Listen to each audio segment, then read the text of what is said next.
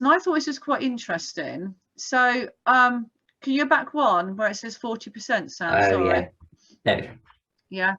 So Police and Crime Commissioner, who we all know very well, that's Donna Jones now, they had last year a youth conference. And at that, they have a youth part of the Police and Crime Commissioner who consult and chat about various different concerns they have for young people within their local communities and with across Hampshire. And they had a list, I believe, of what do you think is the biggest concern. And being in my role, I would have thought possibly weapons and knife crime. But actually what came out was 40% of young people chose hate crime as their top concern, which I thought was really, to me, that feels quite sad, because how many of our young people are being affected by hate crime, no matter how subtle or how direct it is. But interesting how young people attending that thought that maybe that would be above, I think it was above knife crime and above, I think, robbery or something like that. So they see that as their top concern.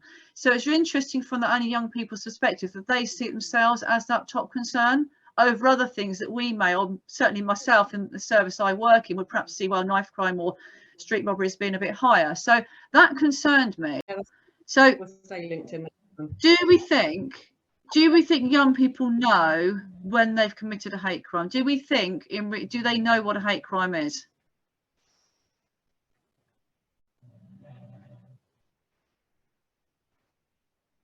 Do they know what a hate crime is? Do they understand what a hate crime is?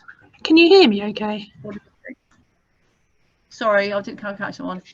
Can you hear me okay? I've got no mic on my earphones. Yeah, I can hear you. So yeah, I think when it's race related, they know what it is, but I don't think they necessarily do when it's other protected characteristics.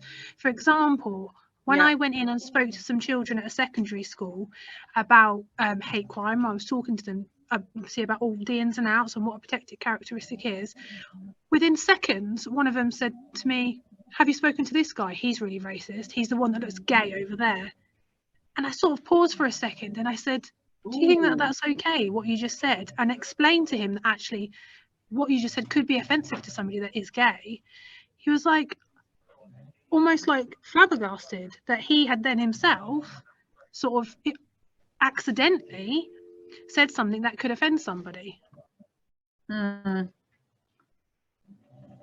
that's really, so I don't know who that is, because I can't see you, because I'd be rude. And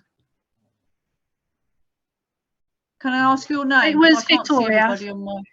Victoria, yeah. So I can probably see if I scrolled through, but I just don't want to touch my computer just in case it decides not to play anymore. So yes, Victoria, so it's really interesting, isn't it? Like, I mean, subtlety of language, because I have conversations with young people, interestingly, about the word gay and things like that, and and quite often some of the young people I speak to, I can have a really sensitive discussion around things like that, but quite often we have whole discussions around how does that feel for someone not to say that, how they don't want to say they're gay because they're fearful of repercussions, but actually, what if it's your best friend? What if your best friend came out? How would you feel? And I have some really interesting responses, I have to say, but then that leads on to conversation about how does it feel? How would your response change? Why would your response need to change? They're still your best friend, and it is really interesting, like you say, how subtle someone could just say something but actually not realize the impact they could have. And it's like saying, isn't it, about sticks and stones? There's an old saying, isn't it? Sticks and stones break, but no words will never hurt me. Actually, I would argue they do, because people are very affected and can be very sensitive to certain words and comments that people wouldn't think are being sensitive. Did they respond? I mean, did the person, Victoria, can I ask, when they said that, did they sort of reflect on what they said then? They did, yeah. And the hate crime arena, because we're getting children who are affected by this and go, no, because I don't want to tell anyone, because I'm scared to, because is there going to be anything coming back on me? Am I going to be targeted again? Am I going to be re-victimized? And we don't want to do that. But it is that whole thing about understanding where our children are and how they feel about what's happened, and supporting that, and also supporting them to be empowered and feel they can have a voice. Is this all making? Is this? It's all sounding okay for everyone? Outcome. Yeah, potentially, yes. So in the ideal, in my restorative world, with the work I do all the time, my role is to work with both those who've been harmed and those who have caused the harm, to hear each other, really.